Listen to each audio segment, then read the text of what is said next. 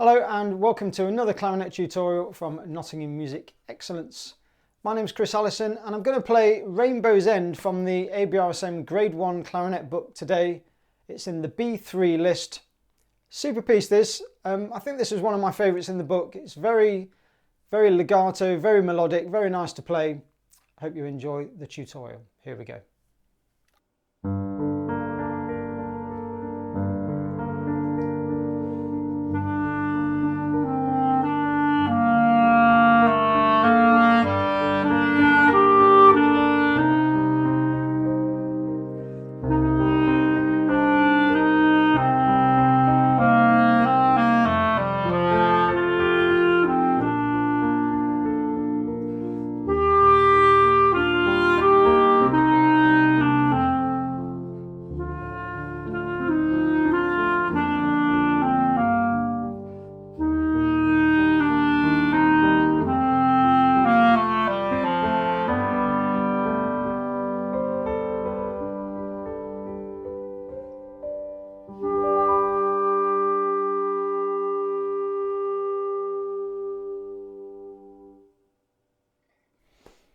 Okay, so you've heard the music now. Let's say a few words about the detail in the music and what we need to do to make this sound really awesome. Here we go.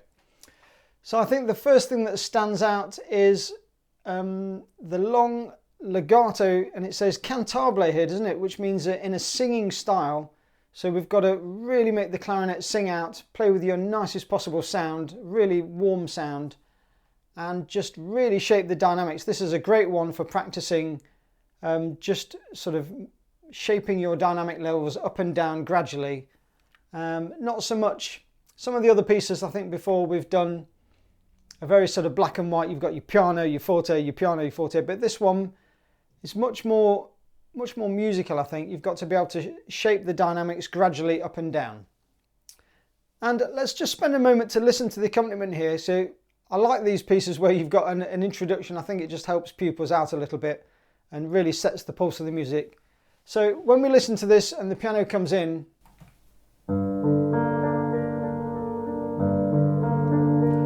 really when you hear that, really be latching straight away onto the pulse of the music. So I can hear that really clearly.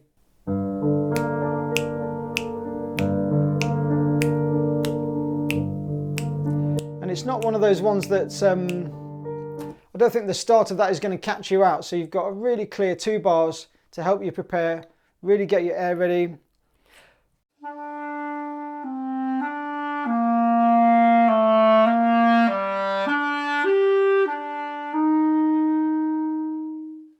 And really head to that 3rd bar you can see on that low A, so that's going to be your loudest point of that phrase, and really sort of aim for a nice sort of warm sound down there. And then perhaps just even more, a little bit more sound on the 2nd line.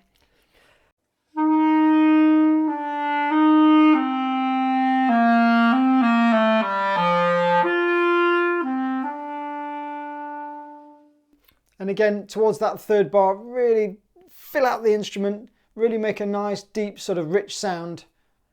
And then for bar 11, we've got that A key there. Just be careful with beginners. I think when they tend to use these throat notes, it's a recipe for squeaking quite easily, I think. So just be careful how you play that A. Don't squeak in the middle of your beautiful piece.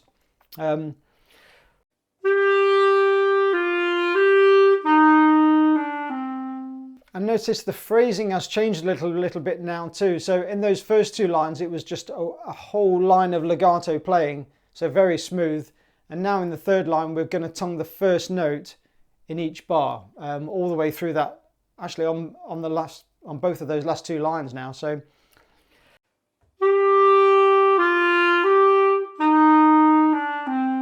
And then same again on the next one.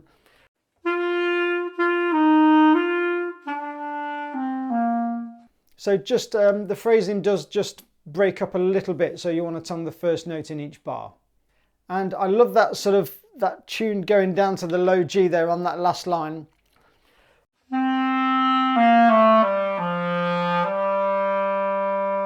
Something satisfying about sort of getting down there with the piano. And then, oh, just a cautionary note about the last note. So finishing on a quiet A with the piano. Now this is perhaps a little bit more advanced than grade 1, but I'm going to mention it anyway.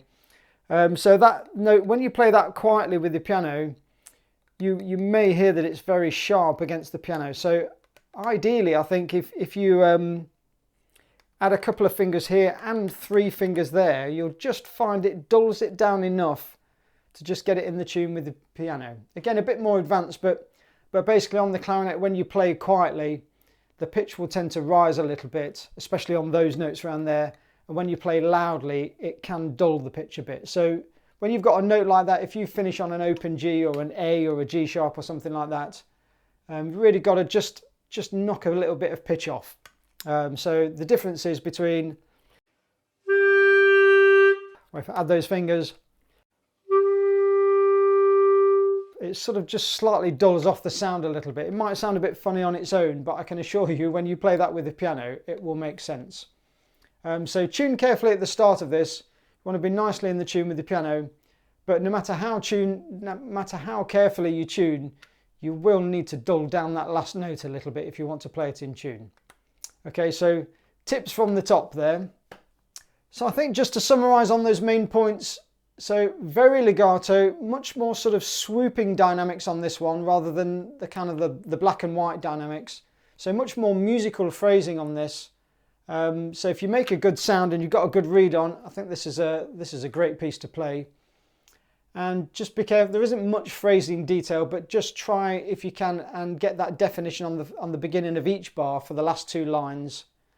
And just remember to sort of dull down that last note a little bit to get it nicely in tune with the piano. But I think this is a super piece to play for grade 1, and you can match it with one of the other sort of more livelier pieces, and this can be your sort of musical like legato piece, as it were. So I think that's it for this one. Have a go at playing along with the piano accompaniment yourself, and I'll see you on the next video. Bye!